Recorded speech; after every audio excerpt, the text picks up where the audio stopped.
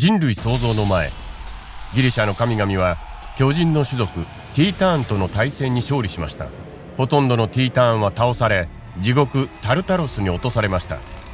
しかし先見の明という意味の名のプロメテウスは神々と共に戦うように弟のエピメテウスを説得しました。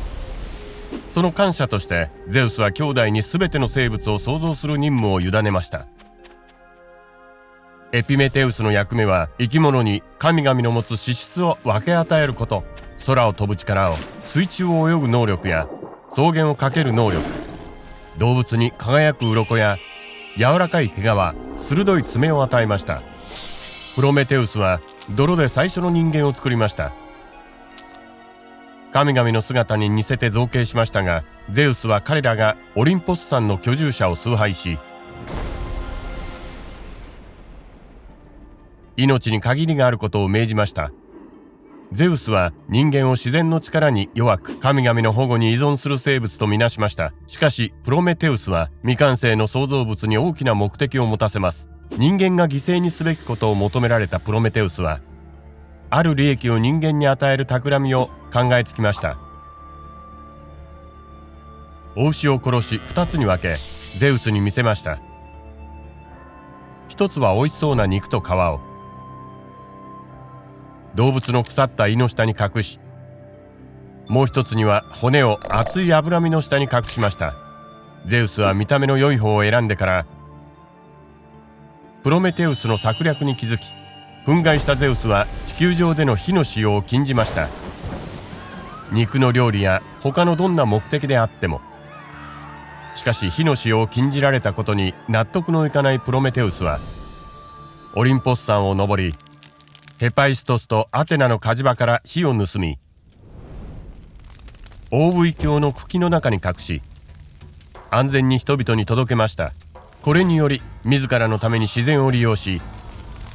自然の秩序を支配する力を彼らに与えたのです。火により人間は食べ物と温かさで自立を得ましたが、同様に武器を作り戦争も引き起こします。プロメテウスの炎は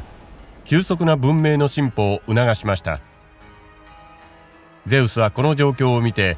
何が起こったかに気づきました。プロメテウスは再度ゼウスの誇りや権威を傷つけたのです。激怒したゼウスは残忍の罰を課し、プロメテウスは永遠に崖に鎖でつながれると、毎日励ましが彼の肝臓をちぎり取り、毎晩肝臓が元に戻ると翌朝にまた襲われました。永遠の激しい痛みに苦しみましたが、反逆行為への後悔はありません。弾圧に立ち向かう彼は神話の中で敬愛されるようになりました。またいたずら好きで探求心があった彼は知識や進歩、力を人々にもたらしたのです。また彼は数々の芸術や文学に出てきます。